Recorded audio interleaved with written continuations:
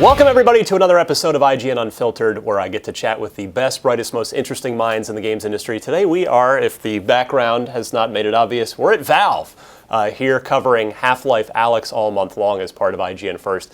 And I am pleased to be joined by Chris Remo, Robin Walker from the Half-Life Alyx team. Guys, thanks for having us. Absolutely, thanks for coming out. So you two have each had very interesting careers, very different trajectories that have led you to where you are now. But I kind of want to start just more in general with Alyx itself as a VR product. Is the goal of it to be the killer app for VR that I know, like, I've been waiting for a thing that makes me want to have VR for a long time? Yeah, I think so. I mean, we wanted to make the best VR game we could, and we felt like, we could deploy the sort of resources that you needed to build something of the scope that people look at and say, you know what, that's the thing that causes me to want to get aboard some platform that I may not be on right now. So it was sort of always there, but it was not really sort of the explicit thing we're focusing on too much, I guess. It's not really how we think about things so much. How has the internal reaction been to the fact that the Index has been just selling out repeatedly ever since the game was officially announced in December? Extremely good. And also extremely depressing, in that we would really like to be able to make a lot more. Right? So has it been kind of according to plan, like you figured, all right, these are going to start moving, or is it more just like, whoa, we did not adequately prepare for this? We didn't have, a specific target we were trying to meet or something. I mean, the Index, really, it exists to be, to fill a particular desire in the VR sort of community, I suppose, in the sense that it's like, it's a high-end, very high-fidelity, extremely advanced VR option, and we wanted to be able to provide that for people who are bought into VR, who want the, highest-end VR option. And it's not so much a case of Valve needs to expand its hardware dominance or something. Like, there isn't any, like, that isn't really part of the conversation at all. So we didn't have specific numbers where we're like, we must reach this multiple and then Half-Life Alyx will increase the curve of the graph. It's been awesome to see that people want it, and as Robin says, frustrating that we can't meet the demand as easily as we'd like. But, it really is to serve a particular, like, chunk of the VR community as well as we possibly can. So I know Mark Laidlaw is not here anymore, but I'm sort of curious, is there, like, over at 343, there's a Halo Bible. Is there sort of an internal document that sort of lays out the Half-Life universe and who's in it and where it could go from here? I'm going to stop you, after, is there an internal document? Yeah. And, you can fill in the rest of that question with any subject you want. Anything? And I'm going to say, no, there is not.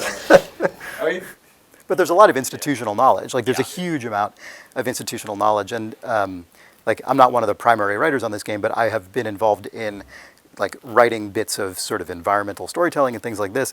And there's definitely, groups of people in the studio who have been here for a long time, who know this universe deeply, who you can always, send an email to or walk over to their desk and be like, hey, I was thinking about this. Does that fit in your notion of what either already did or could happen in this world? And that's an incredible thing to have access to. And Mark's sort of a person who just needs to write, and so he wrote pieces throughout the development of Half-Life 1 and 2, but those pieces were often more sort of setting or mood pieces that if you're working on the team, you'd read it and would give you a sense of sort of what sort of feel we should be going for. And then the actual execution of a lot of the story in our games tends to come, like most things at the company, from distributed throughout the team all over the place. So, when we started to think carefully around some of the things we wanted to do with Alyx in Half-Life Alyx, the people we went and talked to about, does this make sense for our character and stuff, are the people the animators who animated her heavily, the people who built the levels that she's in, and stuff like that, because they contributed as much to the sort of the Alyx from Half-Life 2 that people are aware of, as much as Mark did in his writing. Is it true that Warren, this is more since Chris, you're newer to Valve, I'm going to aim this more Robin's way. Is it true that Warren Spector was working on an episode 3 at one point? not in episode 3, but he was. We worked with Warren and his group of folks. The name of the actual company escapes me at this point. Sorry. It was a Junction Point by then? Thank you. On an episode of Half-Life, at that time we weren't quite sure. We didn't think of it as episode 3, but we felt like we were big fans of Warren Spector and the stuff he's worked on, and so we thought that if we could find a way to work with them and they built something neat, we'd figure out how to fit it into the set of products that we were imagining at the time.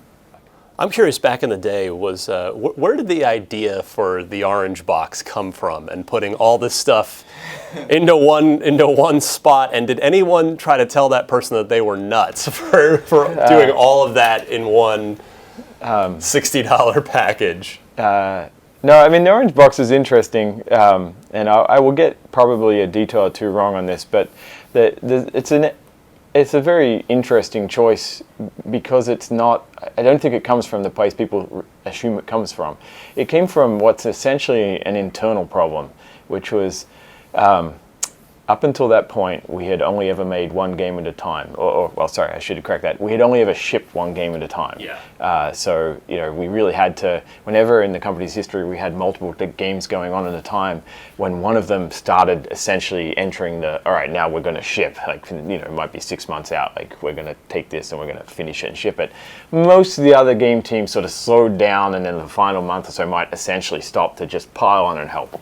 Because when if you're on one of those other teams and looking at how you can spend an hour of your time, when a product's at the end and you understand it perfectly, you can usually generate so much value in just 1 hour of work, fixing the right bug, just putting the final bit of polish on something, that it's hard not to just feel like, oh wow, I could help so much if I just went over and helped.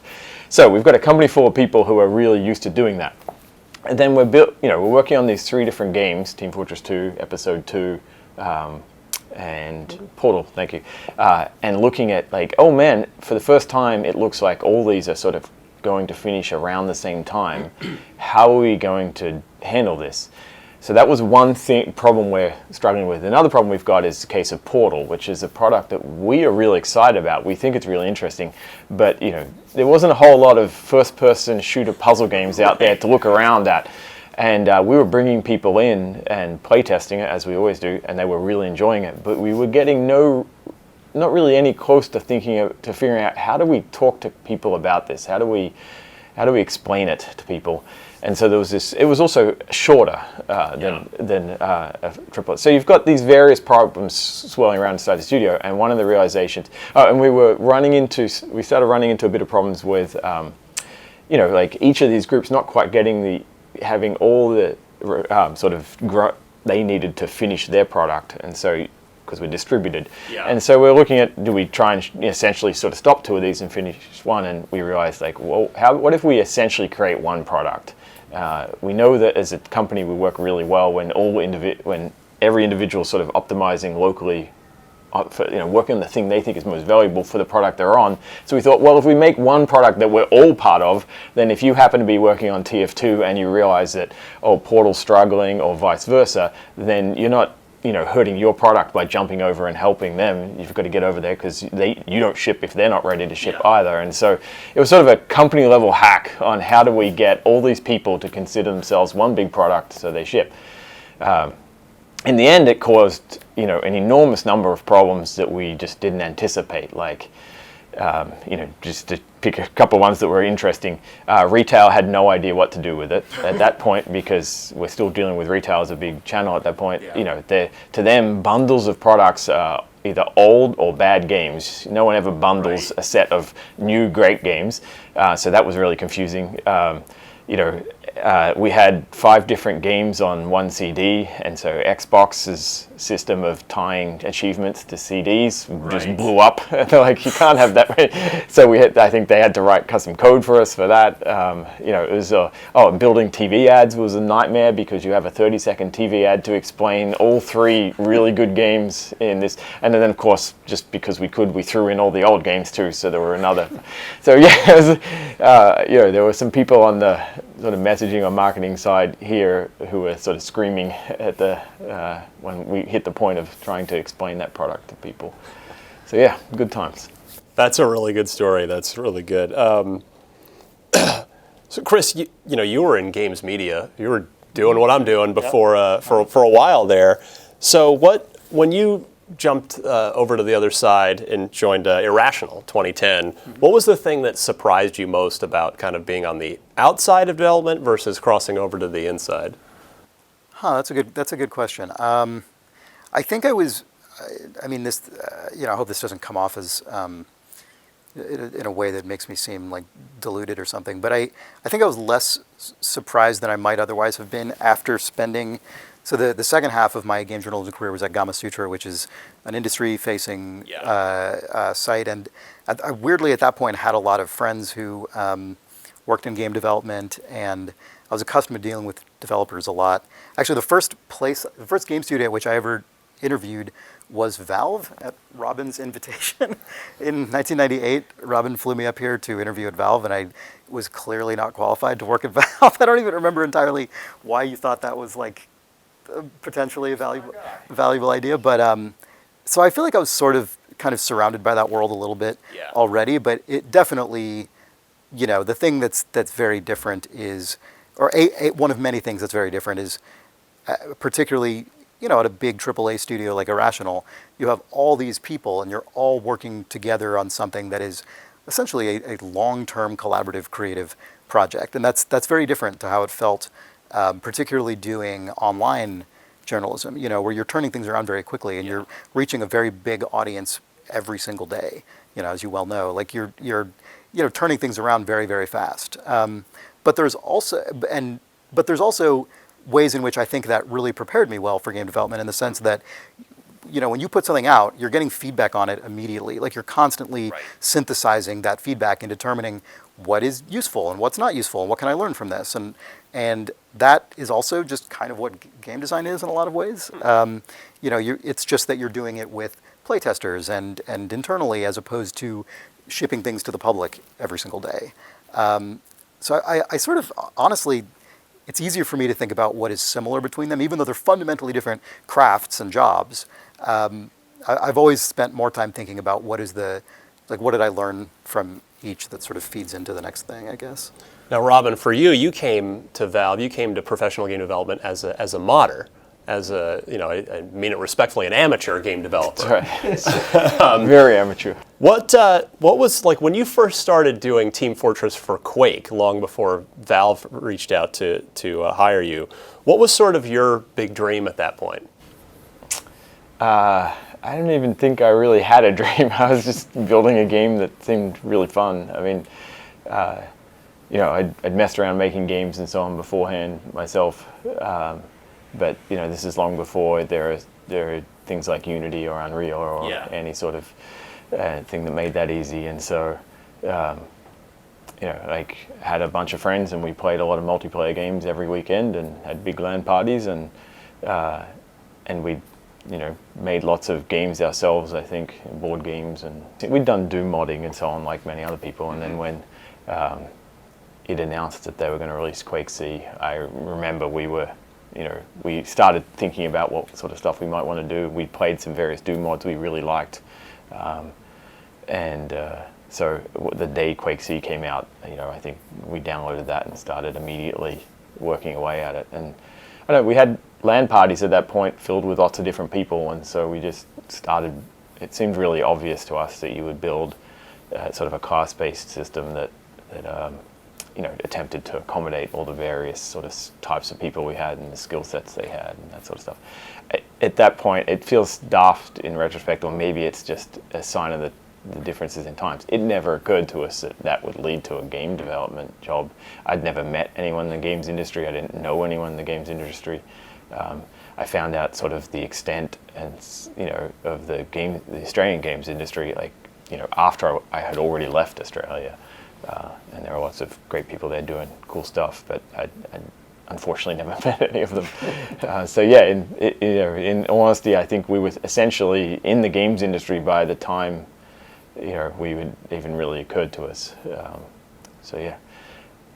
we didn't know what we were doing though. In retrospect, when I look back on that, like after Team Fortress 1, where we started to think about, hey, by then we'd have enough people tell us like, this is cool and we'd love to play more stuff you make, that we started thinking about, tried to form the company and started to work on our own stuff.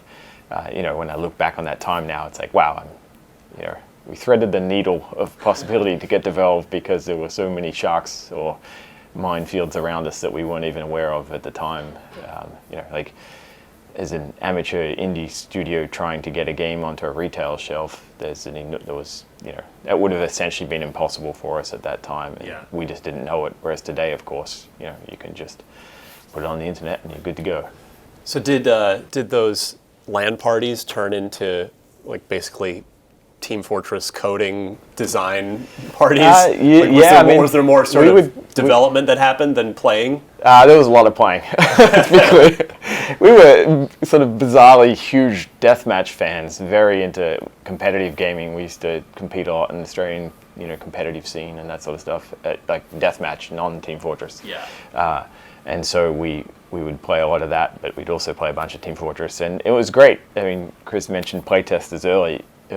We'd have weekends where a bunch of people would show up at the house and we'd have a build ready that would have a bunch of changes from the previous week, and we'd start playing and we'd be making, every half an hour we'd make code changes, go back in again.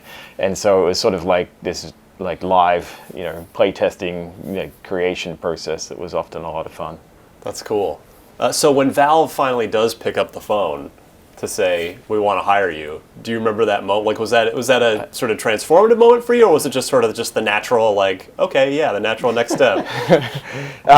Interestingly, it wasn't actually Valve that contacted us at first. It was Scott Lynch, who's now at Valve, but he was at Sierra at the time, and he was instrumental in bringing Half-Life to Sierra.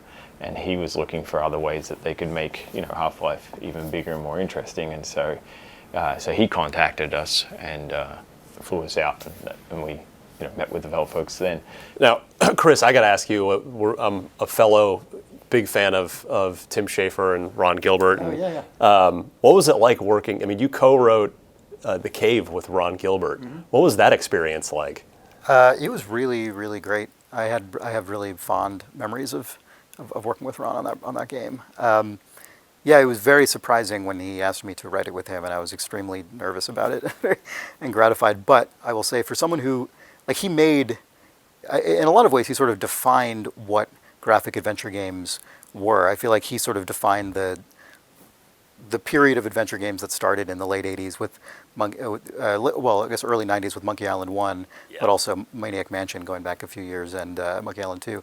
And for someone who, is that important and influential on a genre that I grew up with and really loved, I found him to be an incredibly pleasant and gracious person to collaborate with. I really could not have been more generous in that partnership. It was really a really enjoyable time. Yeah, he's the best. And Thimbleweed Park was so good. Thimbleweed Park was so good. So good. Yeah. I still get tweets from people that are like, I finally took your recommendation and played it, and it's so good. It's like, play Thimbleweed Park. My wife and I played through that together, and she's not like a game person, so it was cool to have something like that she was that into as well. Yeah. So Chris, you came to Valve obviously as part of the Campo Santo acquisition in 2018, so almost a couple of years ago now. And did you ever think that you would be working on a Half-Life game? No, I did not.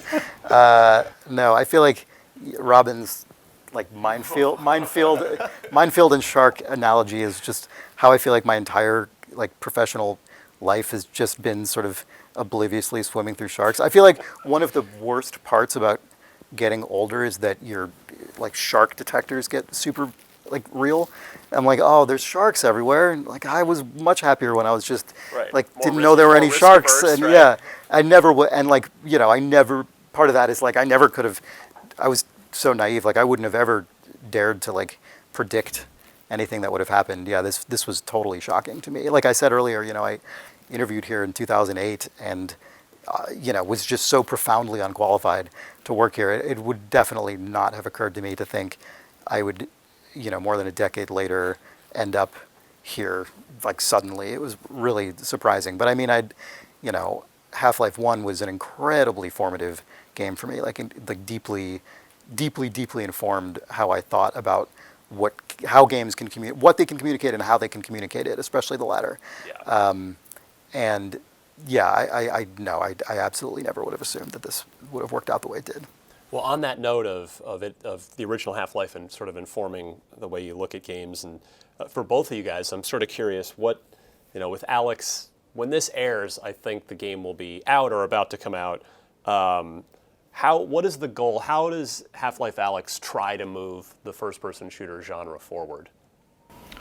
I mean, I think that, well, the first-person shooter genre is a very broad genre, but with respect to Half-Life, there's definitely a set of pieces of Half-Life that we think are sort of what we think of as the DNA of the Half-Life experience that turned out to work very, very well in VR, like more so than we expected. And when we started, there were some things that we already knew worked well. And over time, it was sort of a process of finding out, oh wow, this works even better than we thought too. And so I can describe a bit of this. So to us, Half-Life as an experience is sort of a very crafted one. So we sort of perhaps encounter to the way that over the last decade or so, games have tended to spread to more open worlds, more systemic designs, more sort of, as a player, lots of head in any direction and we're going to programmatically generate stuff in front of you. Yeah. Half-Life is very much a crafted thing where we are going to create the best sort of path for you to walk through, where every step is designed and thought about carefully with respect to the previous and with respect to what's ahead of you. So there's a lot of attention paid to the pacing of things, the learning of things. We spend a lot of time thinking about what does the player know at any point in time and what are we trying to teach them here, and then once they've learned something, how they're going to be rewarded for that, and what's the sort of the multiple ways that will be entwined with the other things they've learned and so on. So Half-Life's a very crafted experience, and what we're mixing with when we're doing that crafting are a set of tools. Combat is obviously one of them, sort of the staple of most first-person shooters, but we think a lot about what we call them sort of globally puzzles, but sort of things where you're trying to solve some problem as a player. Yeah. Exploration, where you're trying to examine the space you're in, figure out what you're trying to do, where you're trying to go, perhaps learn things about the narrative and so on. Then things around, usually there's some sort of key component around technology or visuals, strengths, something that you haven't seen before. And so when we're thinking about each part of that crafted experience, like what's in the next room, what's in the room after that, we're pulling from these various threads and trying to think about what's the combination of them in this room that you haven't seen before, such that it's a game about novelty, right? You are constantly being pulled forward because there's always something new around the next corner, some combination of the elements you've seen in a combination you haven't seen before, or some new element. And so when these various pieces of the DNA of Half-Life, when we started to tinker with them in VR and explore them, we just found some of these worked really, really well, better than we've ever done before. And I think it's because of some of the aspects of VR turned out to work really well. It's much easier to look around, like just the fundamental ability of just looking around. People do it more in VR. I mean, it's sort of unclear to me why it's harder to move a mouse around than to move your head around, but maybe it's because you've spent your entire life looking around with your real head and not with a mouse. And people tend to, and just something as simple as that, which seems small, is incredibly important to us, because as you look around and you see things, you pay more attention to things. And so over and over again, we've seen playtesters, it's really clear, playtesters take in more time to look around the world. They pay more attention to things. And that simple little thing makes all these parts of the Half-Life DNA just work better. We can build more interesting puzzles. We can make exploration much more rewarding. Our combat can get better if you just pay more attention as a player. And in the past, we've always had to deal with a sort of dynamic range of players who just hold the W key and sprint past everything, and the players who. So in VR, the dynamic range, it seems like everyone's much more in the space where everyone's taking that time and spending it. And so there's some really, really neat things we got to do in this product that are sort of building on top of things we've done in previous Half-Life games that we could have technically done them in the past, but I don't think players would have fought us on it. They wouldn't have wanted to. Yeah. And just due to the ways that people play VR differently, they came along for that ride, and that let us put even more time and effort into that. And so we're really excited about that sort of stuff, I think. So it almost sounds like, not that it has to be adversarial, but it's almost a rebuttal to the action genre's move into kind of more dynamically generated open world? It's not a rebuttal. I mean, I play all those games and love them too. I think I think it's just this is the bit that we really like building, and I think all these games have, they're good in their own way. Like I love playing the Metro games. I think they're fantastically crafted experiences. I love them so much. Right? At the same time, I love playing Battlefield and Far Cry, and I played a huge amount of the most of Far Cry 5. So. I don't think there's neither of these are right. They're different experiences, and I really enjoy both of them. I was worried for a little while when it looked like, wait, are we going to lose the sort of crafted, experience entirely if everyone moves to sort of these open world things? But it seems like whenever that sort of shift occurs, it just creates more demand for that other experience that gets filled by someone else coming along. So Chris, sorry, go ahead. Oh, I was just going to say, Robin, you were talking earlier about how, for instance, working with Alyx as a character, you're not just talking to people who have written her dialogue. You're talking to animators. You're talking to level designers. You're talking to everyone else.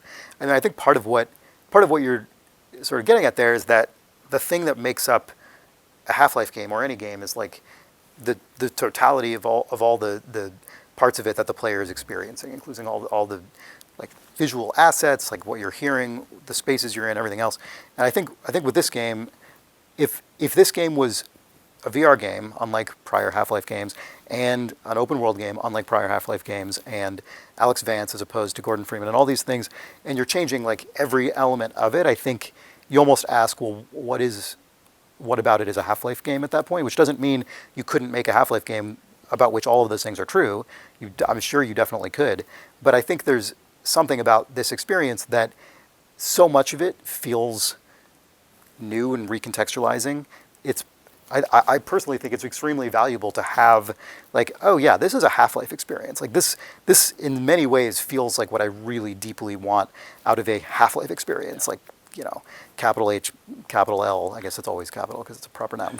You know what I mean? And so you can. I feel like when you capture enough of that sense of like this powerfully feels like this thing I really, really understand. You can do all kinds of new things on top of it and like blow it out in all kinds of other ways. And the player gets both of that. Like they get the familiarity, they get the sense memory, they get everything else. But that's like sort of preparing them for all kinds of other things that they're doing in totally different ways, like how Robin describes in VR, how you interact with the world and look around it and how different that is than using a mouse and keyboard or a controller and like the way you aim, even though it's combat against, Combine soldiers and sort of aliens and so on. And in a lot of ways it's familiar, but in a lot of ways at a really like almost atomic level, it's very different, so you're layering all this novelty and like new processes on top of something that you understand as being very Half-Life. So you came off of Firewatch, which I think is one of the best written games I've played in at least the last 5 years, if not longer. I mean, it's tremendous. So what did you learn from that experience that has helped you coming into Valve and contributing to this project? Well, for one thing, when we started on Firewatch, it is absolutely the case that Half-Life was a massive touchstone. Like the incredibly uncompromising first-person perspective, like situating you deep, deep, deep into the physical place of this character in the sense that you're not cutting away to cutscenes. You're not. I mean, all of which are valid techniques, but the way that Half-Life really consistently immerses you in one character's perspective contiguously throughout the game was hugely influential to us. And Firewatch does cut narratively, but never outside of the player character. It's always in that perspective. And so one of the things that was kind of surprising to me working on Firewatch was, despite it being a game without some of the things Robin's talking about, like combat, puzzles, things like that, you end up actually facing a lot of very similar challenges that you have to face in a game like this, which are things like, what is their eye going to be drawn to? What is their path throughout the world? Like, what if they counteract your assumption about what they're going to try first? What if they look over here instead of over there? They do it in this order rather than that order. Like, what is the scale of the world relative to them, and what does that mean for the systems you're putting in the game? I mean, these are all things that we sort of had to realize we were dealing with kind of just as much as if we were in a more traditionally systemically complex game. So we spent a lot of time thinking about that stuff on Firewatch, and then coming on to this game, which is obviously very combat driven, but also has a lot of environmental storytelling, a lot of narrative, a lot of environment art, a lot of sort of exploration, and again, as Robin says, very granular exploration because you're moving around. I mean, that almost feels closer to a Firewatch to me in the sense that you're moving through that world often at a slow pace. It's player driven. You can run through Firewatch. I mean, people do, but any game will encourage you, on average, more to interact with things in one direction than another. And I think both of those games really encourage and I think reward deep exploration. It's just that also in this game, you've got all these other sort of combat systems and puzzle systems and all these other things going on top of it. But the fundamental, like, what does it mean for the player to interact and be in this world? I feel like I learned a ton working on Firewatch that is like sort of shockingly relevant here. They're very interesting experiences to have had back to back. Robin, you were telling me, I'm hoping you'll tell this on camera now. You were telling me about something interesting yesterday. It's time to get unfiltered. About take the filters off. About just the sort of, you guys are both talking a lot about kind of the level of detail and bringing the players into this world. The sound work and the scripting work that goes on. After you told me that story, I started to notice while I went back to play more yesterday about even if I would just kind of like lean over or crouch down, just the audio of this character that I can't even see, that if I look down is not there. But can you kind of talk about some of those insane scripting and sound things that you guys are doing? I don't actually know all of it. I keep finding out more things they're doing. It's kind of amazing. Yeah, I mean, it's been a fun... So one of the things we learned many years ago that we, I think, used a lot in Half-Life 2 was the idea of building technology where each discipline, each sort of creative discipline is as unconstrained as possible in applying their discipline to the product. Wherever we could, we tried to make it so that, if you're a sound person, you can put sound into the game and hook it up as much as you can to all the things you want without needing to get anyone else involved. And we, Half-Life 2, we achieved a level of that we didn't manage in Half-Life 1, and with Source 2 this time around, it was really at the forefront of our mind. We've spent a lot of time on the tool side of things in Source 2 relative to Source 1. And so Half-Life Alyx is sort of the first time we've had a bunch of audio people with essentially a bunch of superpowers they haven't had in the past. And the net result of that has been they've produced an ungodly amount of sound, and they have tied it to the sort of state of the world to a greater extent than they've ever been able to. There's essentially, little bits of code that they write and control associated with every sound in the game if they want it, and they can feed sort of any information from the game into it. And so some examples of how they've used that sort of stuck in my head when I heard about them were things like we have built a virtual character essentially that has a set of clothing that they have simulated how that clothing responds to the player's movement, and they use that to make sound. So in the case of teleport, for example, if you're playing in the blink or the shift modes, if you teleport over a ledge or around a corner, they're going to adjust the sounds that your clothes make will be affected by you falling some distance, or if you move quickly over a short distance, over a long distance, or if you move short distances, it will affect the amount of noise that your clothes make and how they move around. And then even, if you're playing continuous mode, we feed that same information in as well, and so you get. It's not just some looping sound that's played or anything. It's actually, fully aware of, just your body standing, crouching, and movement, and Z changes, and all that sort of stuff. The surfaces you're working on, and that sort of stuff. You're brushing through plants, all that sort of jazz. So it's been pretty exciting to see all the ways that those sorts of things happen as a result of empowering individual disciplines, as opposed to having some kind of gate in there where they need to get some help from some other discipline just to be able to employ their craft.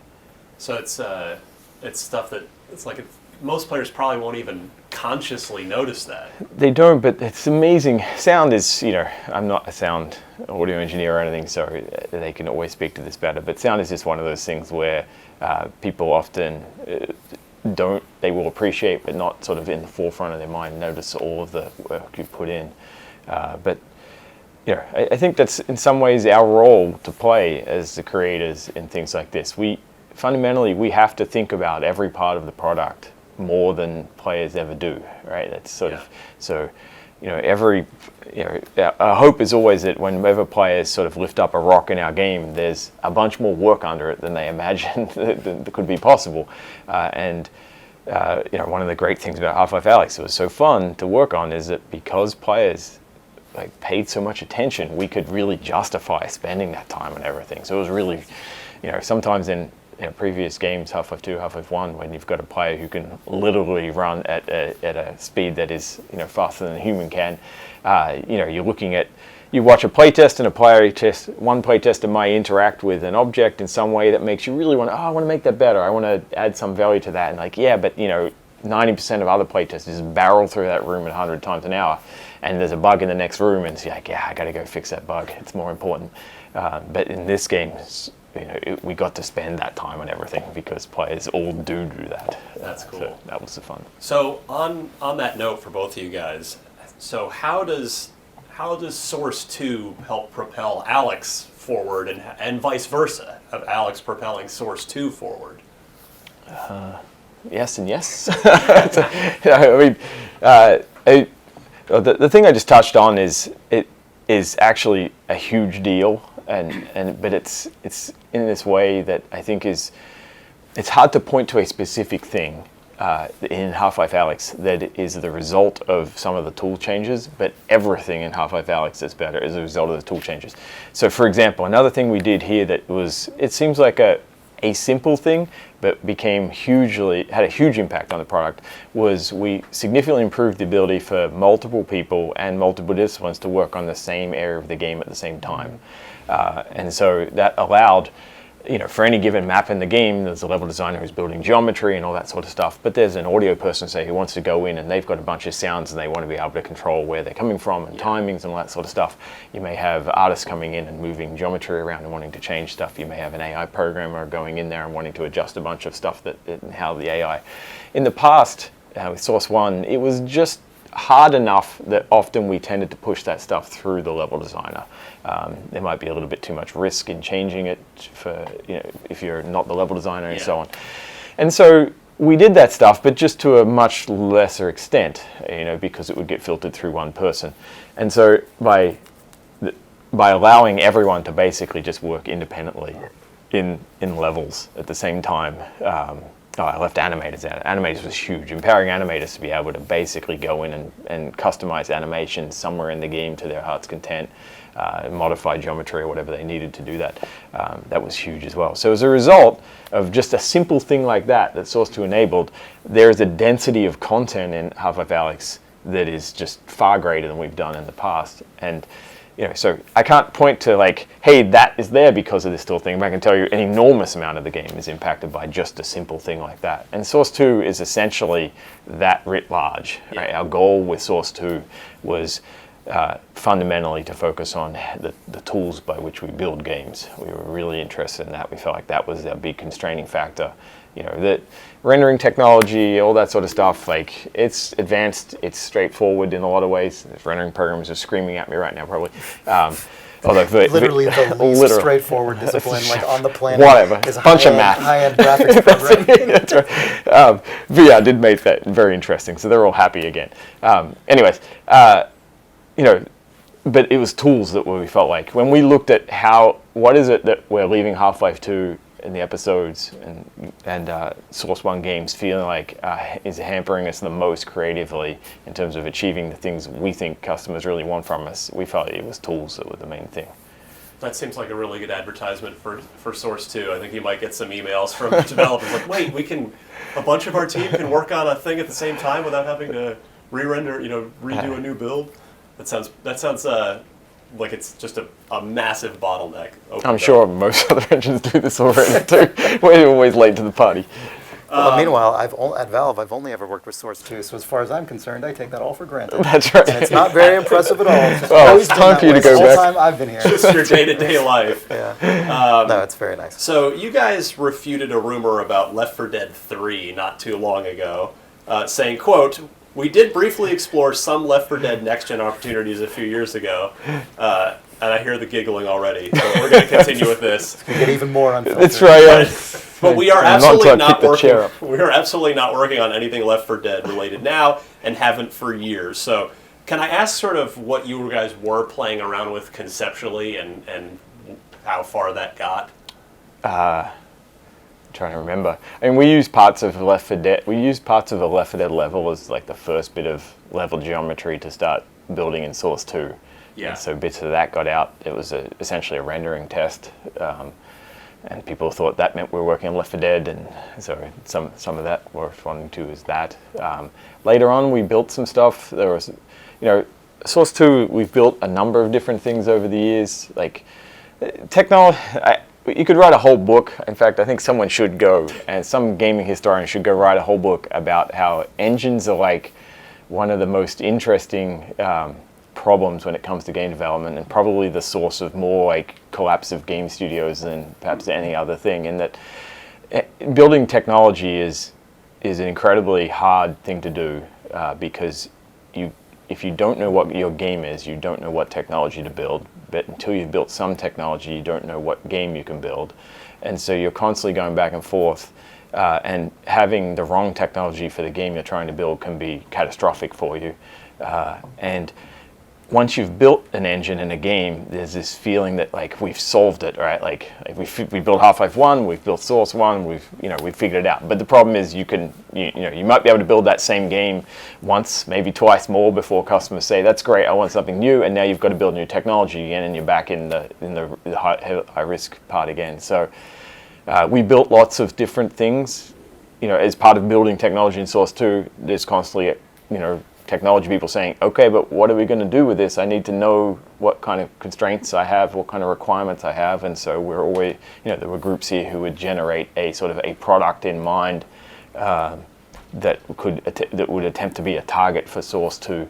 And so those things, a couple of those were Left 4 Dead related things, but none of them sort of reached the point where we're like, "Oh, now this is a product team that we're going to build a big product around." There were more tools for moving Source 2 forward. And they didn't sort of get past that point, I think. Does that apply to Portal as well? I know you told Jeff Keighley when he was here shooting the first of his series about, I guess you played with it in VR, but were worried about motion sickness with the launching of the people through the air. We looked at our various IPs, when we started looking at, what's the sort of, before we selected Half-Life, we were just looking at our various IPs, which is a really standard thing for us to do. When you're trying to explore something new, of course you start with, well, what are all the tools we've got from the past that could help us rapidly learn here? And so we looked at various IPs, and Portal was one of them. We didn't get very far in that. It was pretty clear when we looked at Portal as a whole, like, oh wow, if we can't do player movement, not as a result of their choice, but by launching them, momentum, all that sort of stuff, standing on a thing and launching, then a whole swath of portals, puzzles, the back half of Portal or more goes away, right. And would need some alternative thing. And the whole point of using existing IPs is to, get a head start on trying to understand and learn. And if we start by taking away one of the most interesting things from the IP we're looking at, then it doesn't seem like we're making a good choice there. That's because, Chris, you Firewatch, one of the, I think, best written games. You must daydream about writing for a Portal game now that you're here. Oh God, that would be a lot of fun. I actually weirdly haven't specifically thought about that a ton, just like individually, but not because I don't think that would be fun, but I guess because Portal feels so, I don't know that I've been here long enough to feel like I'm part of the people who made Portal, because I didn't touch it at all, obviously.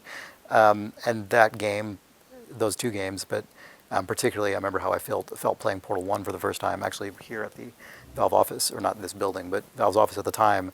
I remember just being so totally struck dumb by it. Like, what an unbelievably brilliant marriage of narrative and gameplay, like just so incredible that I feel like my brain would stop me from idly daydreaming about being someone who would make that, because it's like, no, that's like really good. That's like extremely good. Like I wouldn't like self-insert into that like fantasy. But I obviously, if it happened, I would love to work on it. But I mean, who knows? Robin, on the Team Fortress side, how do you feel about kind of the current state of the industry with regard to microtransactions and where things are going? Because you've changed Team Fortress 2 a lot from the monetization perspective. Yeah, I mean, Team Fortress was sort of in a lot of ways our learning tool. Right? We felt like there was a bunch of things we needed to understand, because on sort of the face of it, we couldn't understand. It seemed like microtransactions should be a customer positive thing, that there should be something people should be, at the end of the day, if we're saying, how about instead of you give us some money up front before you know the game's any good, how about you play it, and then if you like it, you can give us some money. And we were also hitting a point in Team Fortress where bizarrely we would get emails from fans saying, I've been playing this game for like 4 years or something. Do you guys have a donation tip jar or something? Like at the point where fans are mailing our corporation asking if we have a donation tip jar because they want to give us extra money was a strange thing. And that certainly fit the model we had in our heads, which was that at the end of the day, it's not. I think people have this really weirdly adversarial relationship with customers where they think customers fundamentally don't want to spend money. They just want everything for free. Whereas we always think of it as people just want to spend their money on the things they like. They really just want to like. I personally really enjoy spending money on the bands and the artists and the movie makers and so on who build things that I love. Yeah. I wish I could give them more if it meant they'd make more. And so So to us, Team Fortress 2 was really the place where we tried to figure out how to do that. We're like, we know we've got a bunch of people who are enjoying this, and they're mailing us and telling us that they're enjoying it, and that if there was some other way they would prefer, it seems like they would prefer to spend their money on this than another game. And so we were trying to figure out, well, what is it that they like? What would they want? I think it took us years, and we're still learning an enormous about. I think that was the other thing that was sort of shocking to us at the time, was that the industry seemed to have already decided it understood how microtransactions worked. This is 2007-ish, 2008-ish or so, somewhere around there. Or maybe it's that's when we released, so it's a few years after that, 2011 or something, right? I think there were, microtransaction sort of stuff going on in like web games and stuff like that, and there was all this sort of stuff written about how you've got to like add friction to your game, and then people can pay you to take it away, and all this sort of stuff. And it just seemed really unlikely to us, given how young microtransactions were at that time, or even just service games in general were at that time, that the industry had already figured out like the optimal way.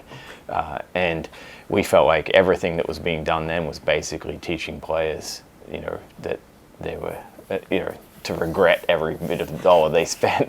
You would play a game and just regret it. And so, we thought there's got to be a way to do this. We've got to be able to figure out a way to do this where this is an addition that people enjoy and want, and that came with a set of things around like making sure that still there was an enormous amount in the game that you still got for free, or in the case of, as we figured out years later with Dota, it's like none of it's entirely cosmetic, none of it affects the core game itself.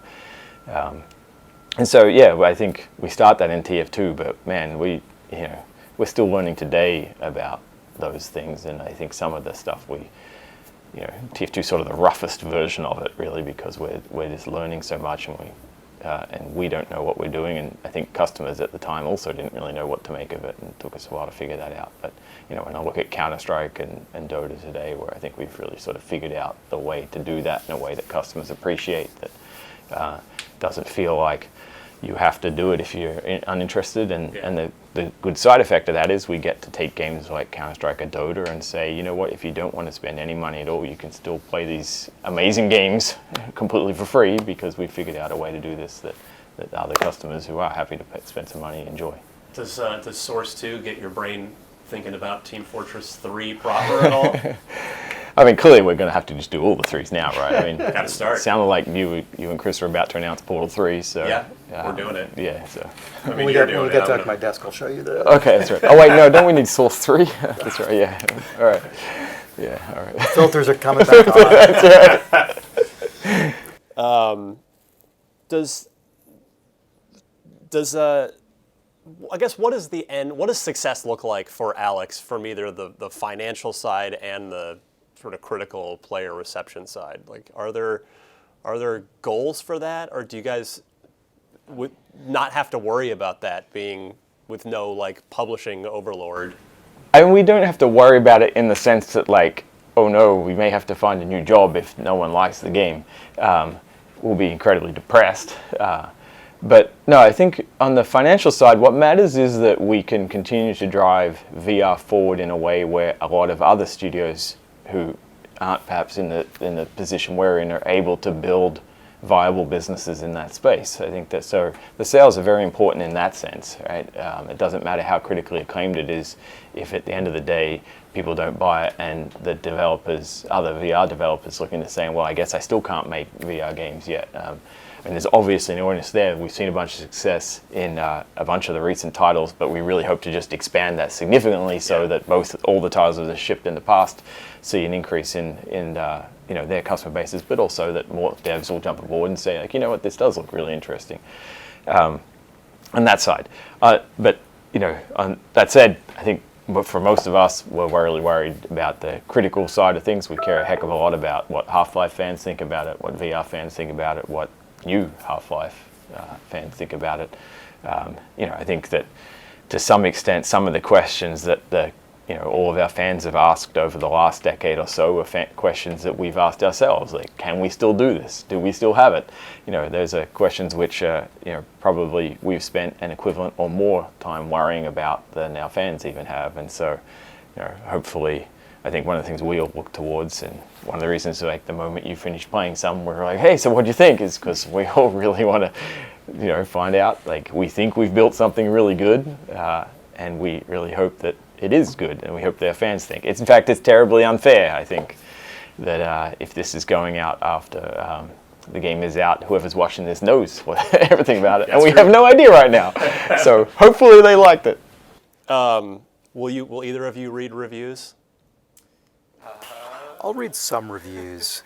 I actually think you were asking about being in the press and in development. I feel like one of the things that was like hugely helpful to me relative to a lot of developers I know is I'm not like torn up by the sort of fear of reading reviews or things like this, because I'm just like, yeah, it's going to be what it's going to be. Yeah. Like, I was on the other side of it, being the person you're worried about. I think the reaction we've got to this game has been pretty positive so far, which has been nice. There's been an unusual thing about it that is very different to anything I've worked on, which is that we announced it like 4 months before it's coming out. So I can only imagine what it was like for you guys, because I've only been here for like 2 years, but you were working on it for what, almost 5? 4 years. Basically 4 years as of Yeah, so you spent March. so much longer than I did not having any public reaction to this thing. Yeah, but I mean, the way we handle that is, as always, we started playtesting this a long time ago. In fact, it's sort of amazing to us that we managed to playtest some of it as early as we did, and yet it's still like, I mean, there was sort of rumors, but no real confirmation or anything for so long. It's really good, really good filters. Yeah, it's very filtered. Yeah, I mean, I can't remember when it would have been in that first year, I think. We had, 5 or 10 minutes of gameplay there that someone, I'm sure, we showed to someone outside the game, outside the company in that first year. So I don't know how many playtests we've seen play through the game now, but it would be over 100 would be my guess. And so, we're very happy with their reaction, and so we're as confident as you can ever be, I guess. But there's always that feeling of, I mean, you never know. Yeah, you've built. Right, I mean, game development is about building decisions on top of decisions on top of decisions. And one of the things we loved so much when we sort of spent a decade essentially focused on service games I remember that transition. It was just wonderful to go from like that level of fear you feel at the end of like a 5-year project like Half-Life 2, where you're pressing on CDs and putting in boxes and sending to stores, and then you find out if everyone hates it or not. You find out it's the combination of both the level that the weight of that is terrifying, but also it's just a crappy way to learn. It is just a terrible way to try and figure out how to get good at something if you get told every 5 years if you're any good at it, and then try and figure out from the reaction you've got what of the decisions in the 5 years you made were good and which ones were bad. It's really hard to get better at game making like that, or anything. And the world is also very different at the end of those 5 years. Yeah. Like you're releasing everything is different. Universe. Yeah, it's a terrible way. And so playtesting was at least a proxy for that, right? You could work for a week and bring a playtester in, and so you would get a sense of how you were doing from week to week with playtesters. But that still didn't tell, maybe you were just always making small changes, and then when you took the totality of it all and gave it to people, it was terrible. You didn't know. So moving to service games, it was wonderful because, like, wow, we can really learn faster here. We get to release constantly. That's sort of like the journalism sort of space you were talking about earlier. It is kind of like that in some games, yeah. And so I remember it was an incredible relief. We all loved that. And it's funny coming back to this, where there's a level of like excitement now around this that I've missed as well. Like if service game development is sort of like this, big box sort of things like this are like this, and so and we're all older, and I think a little less wound up around like how we, like there's. I think we all think, okay, I think we're okay at this game development thing. Like if people don't like it, it's not like we're going to suddenly decide we're all terrible overnight or anything. It'll be interesting things to learn from it, and Well, and I feel like being in any creative field, you have to just accept that not everyone can like everything. Yeah. I mean, you have to make something that you like and that hopefully enough other people like. But I feel like a really important part of the job is accepting, like, tastes are different, but that's also the thing that makes the thing that you are making particularly valuable to the people who do like it, is that not everything appeals to them or to the other person or whatever. So when people find the thing that does appeal to them, it's like really, really affirming and powerful. So hopefully we're on the right side of that. I sort of agree with that. Oh, I do agree with that. But at the same time, I've always thought the really fun bit about game development, or the interesting challenge, is to really just try and make something that works for as many people as possible. I think, and I think some people think of that as like a process of watering down, whereas I find it much more of a really interesting game challenge. It's like playing the best game. It's a puzzle solving problem. It's like, all right, so I know these people like this, these people didn't like that. How do I try and make it so these people like more without breaking anything these people like? And it's just, you can make a game out of it. It can be really fun. And I think it's, at the end of the day, it's the thing that makes it hard and interesting. If we were to sort of arbitrarily decide, everyone who likes this kind of thing, we don't have to care about them because they won't like our kind of thing, then I think you can winnow down to this safe place, and it becomes insular, and it's easier. I think it's less fun as a game developer, and it's it's less, I guess, interesting. I think the interesting challenge is, taking something we love, like we've built this experience, we really like it, and our goal is like, how do we keep its core? How do we keep its, its heart unchanged, but still execute on it in a way so as many different kinds of people can enjoy it. And I think that's been really important in the past for us. And I think, like, for example, Portal, there were a bunch of people as we were going through building Portal when we went and talked to, sort of showed it some people outside the building and talked to some publishers and so on, there were a lot of people who were very quick to tell us, well, the hardcore first-person shooter crowd won't like this, but I think this is really interesting to like adventure gamers and female gamers. Like they would say that sort of stuff to us. And it was just, they were so quick to try and walk away from the idea that they'll just carve off whole chunks of people and say, there's no way they'll like it, so you don't have to care about them anymore. And that seemed really uninteresting to us. And in the end, I think they were very wrong on that. The number one product you are most likely to own other than Portal, if you own Portal, is Counter-Strike. Sorry, not own, play. But, so that's somewhat is the function of the enormous size of the Counter-Strike community. But it just goes to show that, like, I think people are quick to carve up gamers into hardcore and casual and gender, all these things, and it's really unclear to us that there's really any truth behind any of that. And as a result, we spend a bunch of our time just, a lot of the playtests that we're bringing in tend to be people who are least like us, right? We know how we will react to our game, but let's put this in front of someone who doesn't play VR. Let's put in someone who plays a huge amount of VR.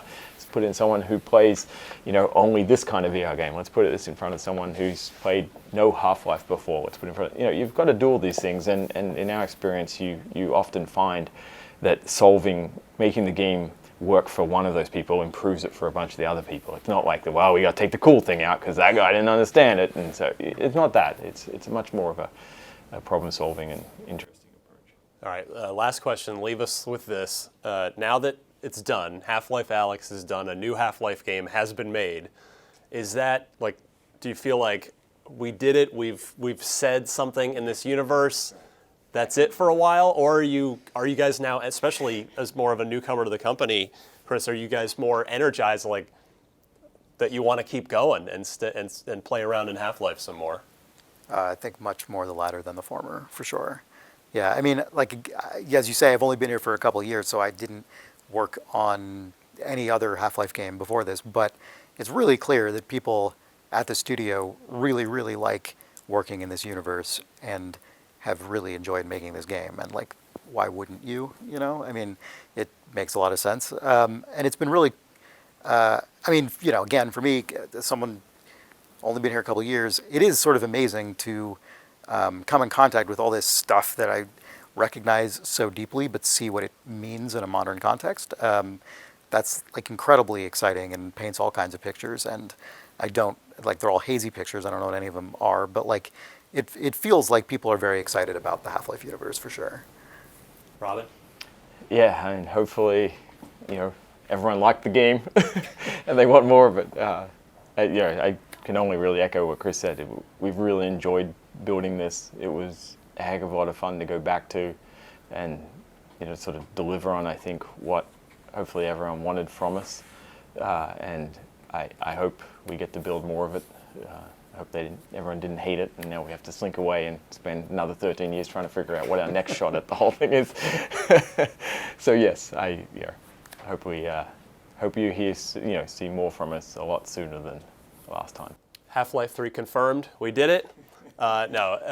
Chris, Robin, thank you guys so much. Thank you. For more from the best, brightest, most interesting minds in the games industry, stay tuned for a new episode of IGN Unfiltered every month.